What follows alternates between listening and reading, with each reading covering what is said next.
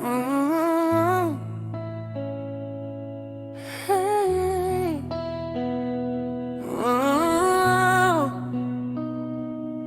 Ito ang sinasabi ng Yahweh, alahaya, ang banal ng Israel.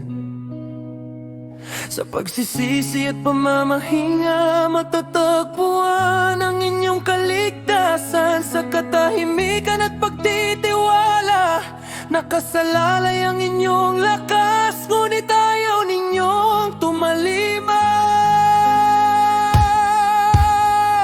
Sinabi ninyo, hindi kami tatakas sa mga kabayo. Kaya nga kayo'y tatakas. Sinabi ninyo, sasakay kami ng matutuling kabayo. Kaya ang mga huhuli sa inyo ay magiging matuli.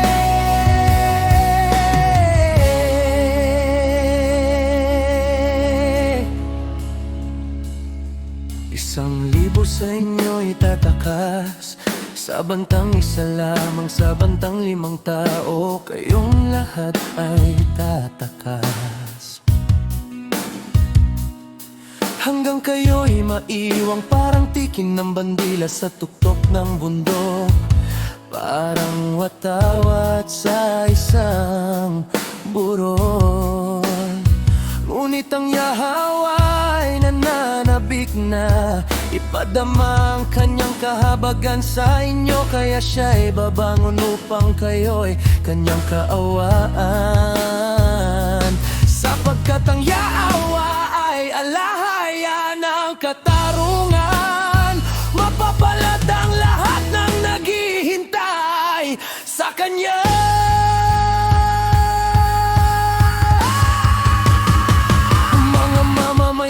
Ng Zion, kayong naninirahan sa Jerusalem, hindi na kayo iyak, kay buti niya pag kayo'y dumadaing sa kanya.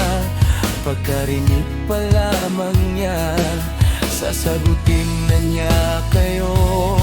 Bagaman bigyan kayo ng Yahweh ng tinapay ng paghihirap at tubig ng pigati, hindi na maitatago ang inyong mga guro. Makikita ninyo sila ng inyong sariling mga mata.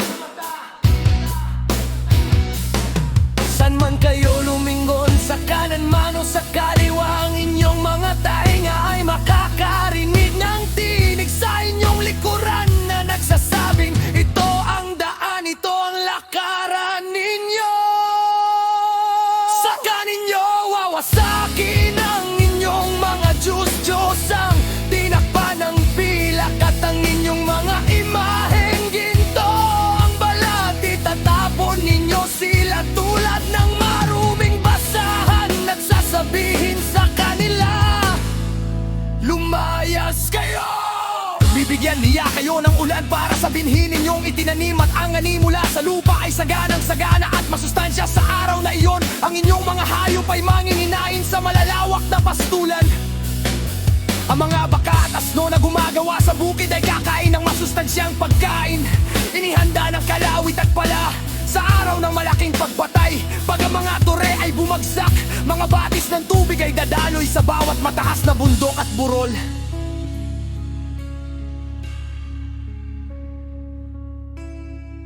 Ang buwan ay magliliwanag tulad ng araw, at ang liwanag ng araw ay magiging 7 beses na mas maliwanag.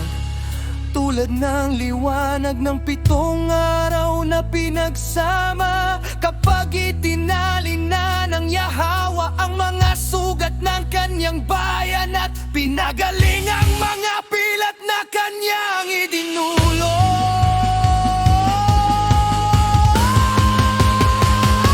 Tingnan ang pangalan ng alahaya ay dumarating mula sa malayo. May nag-aapoy, nagalit at makapal na ulap ng usok.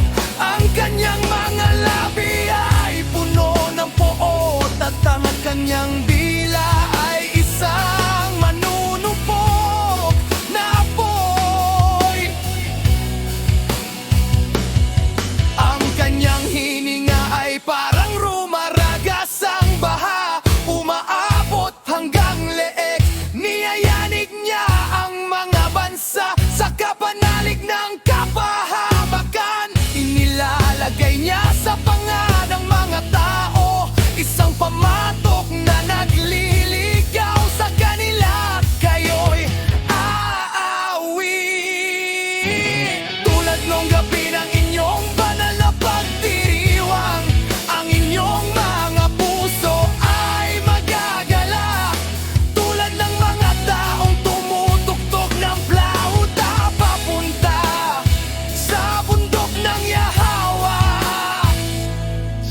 batong Israel. Ang Yahawa ang magpaparinig sa mga tao ng kanyang kamahalan at tinig, at ipakikita sa kanila ang pagbaba ng kanyang bisig, na may nagngangalit na galit at manunupok na apoy, kasama ng napakalakas na ulan, kulog, kidlat at ulan ng yelo. Ang tinig ng Yahawa ala hayaang magwawasak sa Assyria. Sa pamamagitan ng kanyang tungkod ay hahagupitin niya sila. Bawat hagupit na ipapadaw ng Yahawa sa kanila, gamit ang kanyang pamalong pandisiplina, ay maginig kasabay ng musika ng Pompeyang at Alpa, habang nakikipaglaban siya sa kanila sa labanan, sa pamamagitan ng mga hagupit ng kanyang bisig. Ang tupet ay matagal nang inihanda, handa na ito para sa hari. Ang hukay niyang mapoy nito ay malalim at malapad, may saganang apoy at kahoy. Ang hininga ng Yahawa, tulad ng isang batis ng kumukulong